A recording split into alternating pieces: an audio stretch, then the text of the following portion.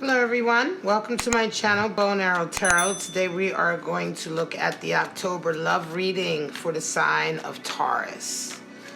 Alright, my lovely bulls, Taurus, Earth Goddess. Let's see what it's all about for you this October. I'm going to pull out your two romance angel messages for the month. These are time-stamped. You can go ahead in the description and jump ahead if you want to. We have, codependency. And we have chemistry. Wow. All right. Addictions are affecting your romantic life. And there's a strong magical attraction. So, let's see what this all entails. We're going to go ahead and pull out your animal spirits for the month as well. Let's see which kind of animal spirits you may or may not be walking with. You may be supported with. Animal spirits can come in the form of events. Excuse the background noise, folks. Animal spirits can come in as events. They can come in as stages in your life. They can come in as energies that you're resonating with or drawing on to support you through a particular situation. They can also represent people that you're dealing with and the personality traits of those people. All right, so let's just see what it is, Taurus, for you this October.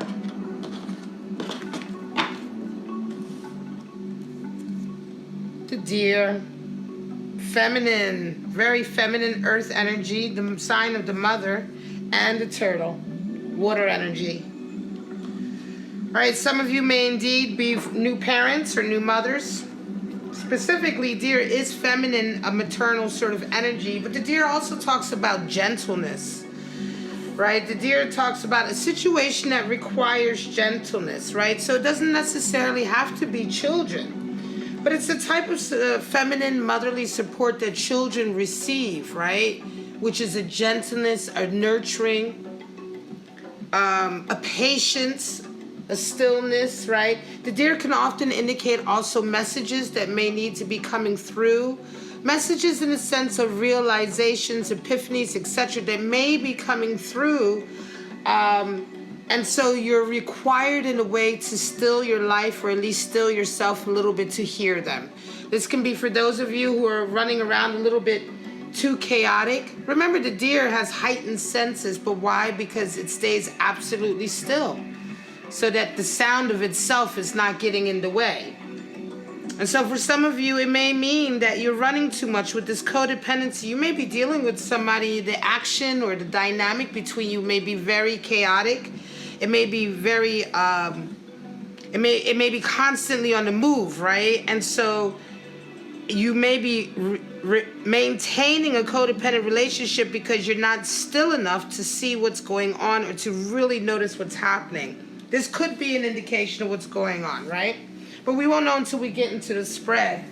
Now, the turtle, of course, is another animal spirit that comes in with a different kind of support. The turtle, of course, is a water animal spirit, but it's one that's extremely old, very wise, ancient creature.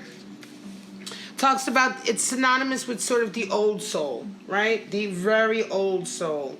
And so the turtle is extremely grounded within itself, right?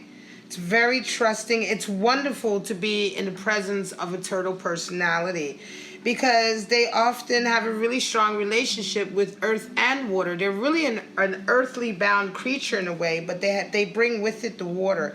And so they're able to connect the deeper sort of side of life in a very practical way, right?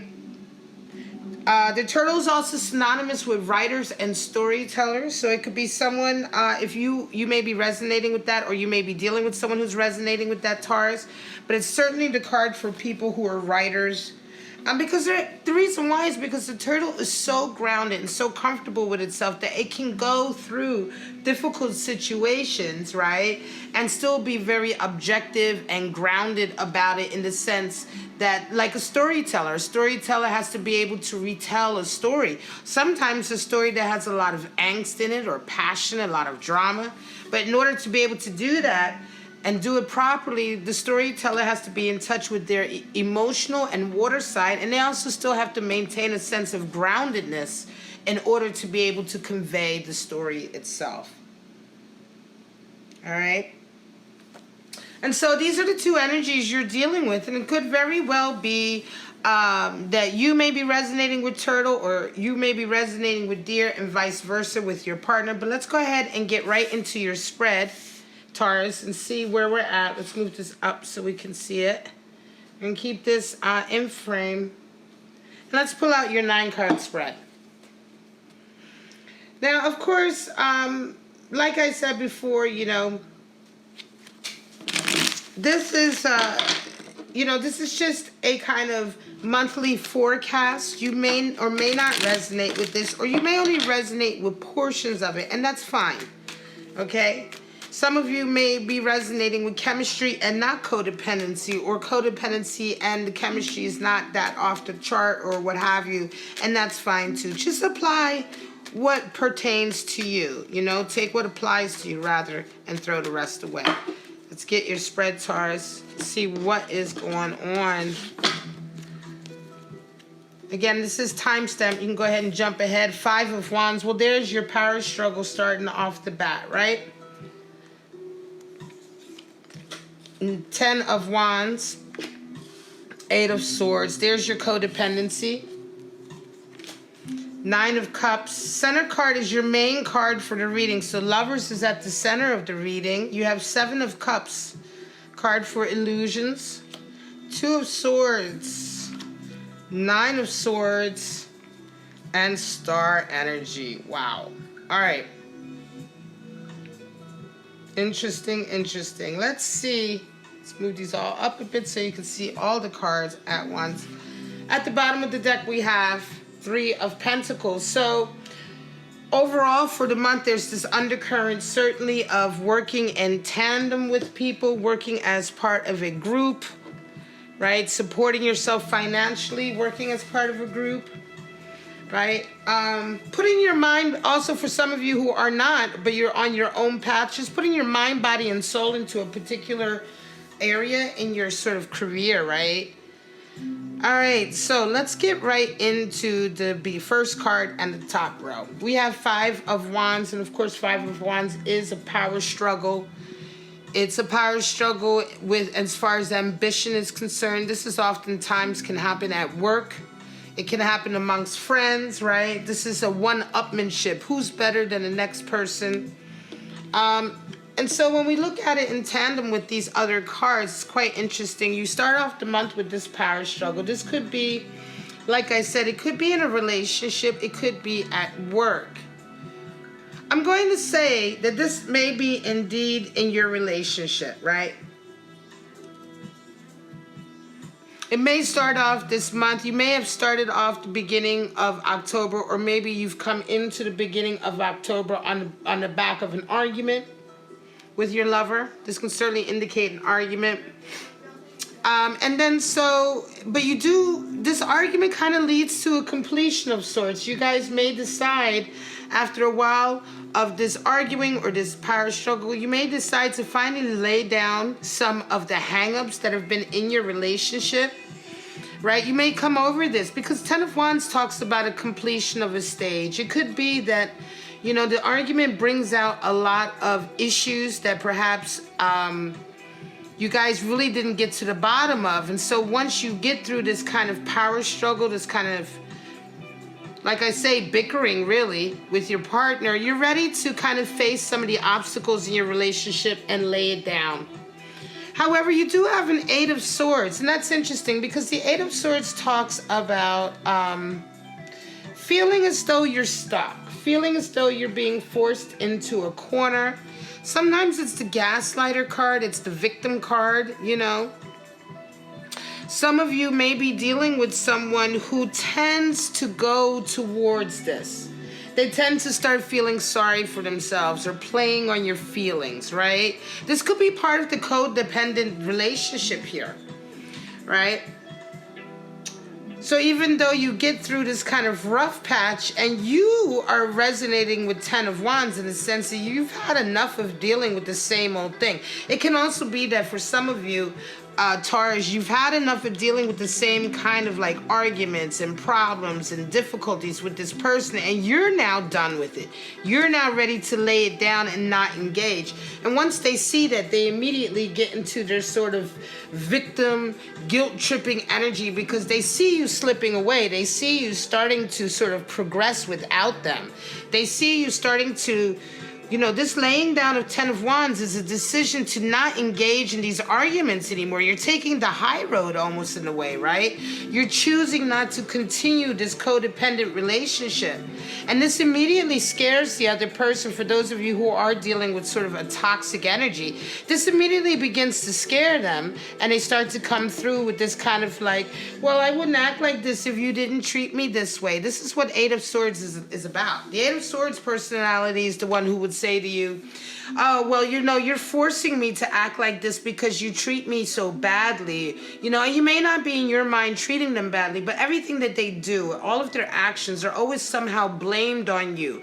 It's almost as if they're unwilling to take any responsibility for their actions. It's almost as if everything they do is reactionary to what you've done. And so in this way, they end up always blaming you for their own inability to act properly. Oftentimes this behavior can alienate people, and this is why they stand behind these swords, seemingly bound and blindfolded, but they're really being bound and blindfolded by the restrictiveness of their own way of thinking. You can see they're not really in touch with their feelings. You can see how little water is there. Right? You see that little trickle of water? That indicates how divorced they are from their true feelings and their emotions. They're so out of touch with their own real emotions, and they're so unwilling to take responsibility for their emotions that that's all that there is in terms of water. Okay? Water is always a sign of how much emotion is in a situation, or certainly how much in touch you are with your emotional center. And so for some of you, you're dealing with this kind of person, but you're kind of coming out of it, you're progressing out of it. And so we go into the third part, this later on in the month after this. This is a progression from this sort of, this energy right here, this dynamic at the beginning of the month. And you start to have a wish fulfillment. Some of you start to say, you know, I'm wishing for something else in my life, right? I'm wishing for a different kind of connection. Lovers come in, and so lovers is, of course, Gemini energy, but it's harmony. 6 is the number for harmony, and so for some of you, you're really desiring a harmonious connection with someone, right? A connection that is equal, right? Where you both wish the same things for each other, right? You have a connection with each other in a way that is clear and true. Yet you're both still individuals. You're both still your own people and take responsibility. It's a mature relationship. It's certainly a soulmate connection when we talk about lovers. And this is what you're desiring, and I think you're starting to reevaluate it now, because 7 is the number for dreams and aspirations, and 7 of Cups comes in. So what happens, Taurus, is that some of you, this bickering and arguing and this negative energy that has brought you in, and this desire to now really be done with it, and behind it, this behavior here of your lover has really got you reevaluating everything that you want from a relationship. For some of you, this may be a period of either not only reevaluating, but sort of reassigning the dynamic, changing the dynamic of the situation. For some of you, it's really a case of realizing that up until now, you've been kind of living in a dream world, right? 7 of Cups is kind of that illusory. 7 is the number, sorry about the background noise. 7 is the number for dreams, but then with 7 of Cups, what we see is we look at dreams that are really unrealistic. You have a pretty face, that's vanity. We have jewels, that's fortune.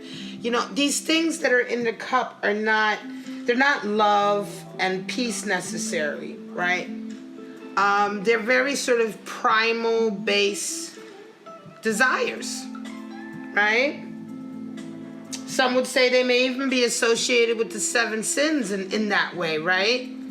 The things that we desire that are also illusory in the sense that they really don't bring us the happiness that we think we're going to get. This is very much the genie in the bottle sort of syndrome. You get the genie in the bottle and they tell you can have whatever you want. You have these things, but you always end up realizing that it's never what you wanted. The price you pay for it is not worth it. And I think you're starting to realize this, Taurus, for some of you.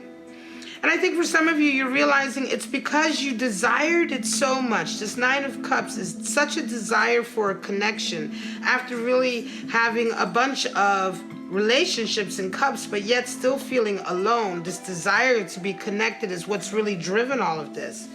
And so what happens, you come into a period later on in the month for some of you where you start to say, hang on a second, I have a decision to make.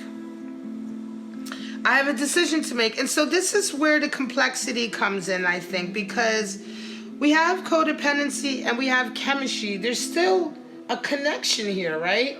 There's still a love connection here, but yet there's also an aspect of this relationship that seems to you to be unhealthy, right? And so here we have a Two of Swords, and you're wondering, like, do I need to get rid of this relationship altogether? Now, Two of Swords does indicate that the essence of finding a solution, of being able to get through this situation, a seemingly impossible situation, which is when you can't choose one option over the other because they both seem to be equal. This choice could be the choice to be with this person or not be with this person. But in Two of Swords, we see that there is a balance that can be struck in duality. And so it may mean that it's time to have a conversation with this individual and see if you guys can change the dynamic of the relationship to something more positive. There is a possibility inherent in this, right? But it's something that the other person has to also be willing to do. Indeed, if they aren't, right? If this individual or this connection is not willing to sort of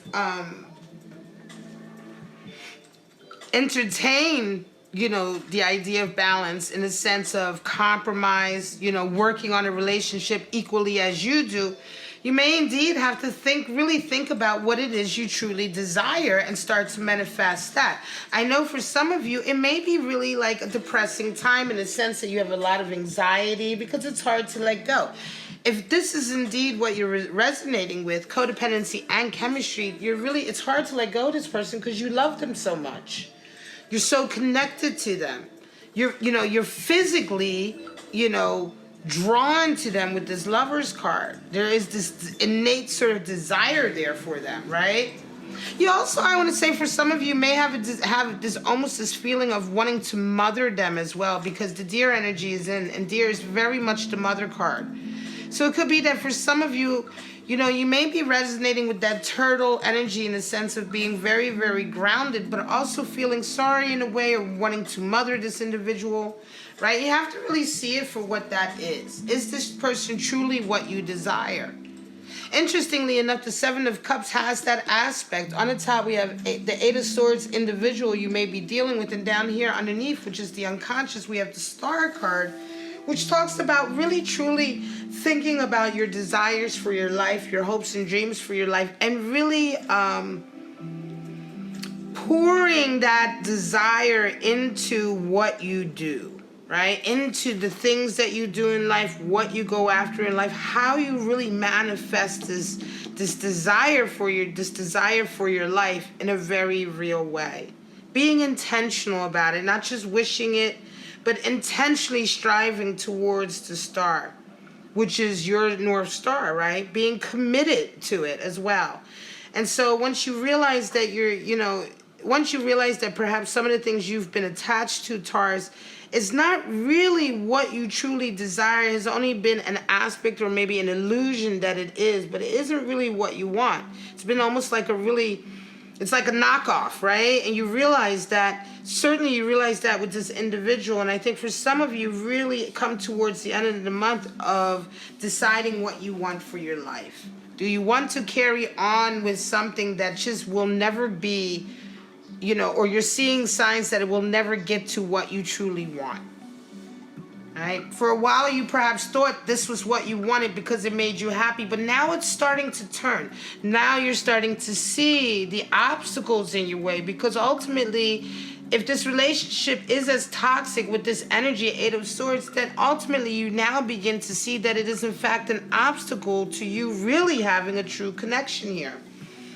With that Ten of Wands covering the Lovers and Nine of Swords, it's your fear and anxiety that has sort of run underneath and really stopped you from getting to this Ten of Wands up until now. But now you're fed up. A lot of you are fed up with the bickering. A lot of you are really fed up. And you're fed up with this sort of attitude. Every time you kind of go through this with this person, they really lay it on thick with the Eight of Swords. They really like try to put it on you, try to make you feel bad, you know. And it's just like you just realize that it's just all manipulation and you just have had it. All right, Taurus, I'm going to call it. This is your October love reading. I hope you enjoyed it. All right. If it did resonate with you, please like the video, comment on the video, share it on your social media. I realize that most of my views actually come from those of you who aren't subscribed to the channel, and I still appreciate you viewing the video. But if you want to see more readings like this, then please go ahead and hit that subscribe and the bell notification so you can get updated on all my Taurus videos. All right, guys? All right, that's it for October. I'll see you in the middle of October for the mid-month check-in where we do another 9-card spread and check you out for the middle of the month. All right, guys? All right, now, bye-bye.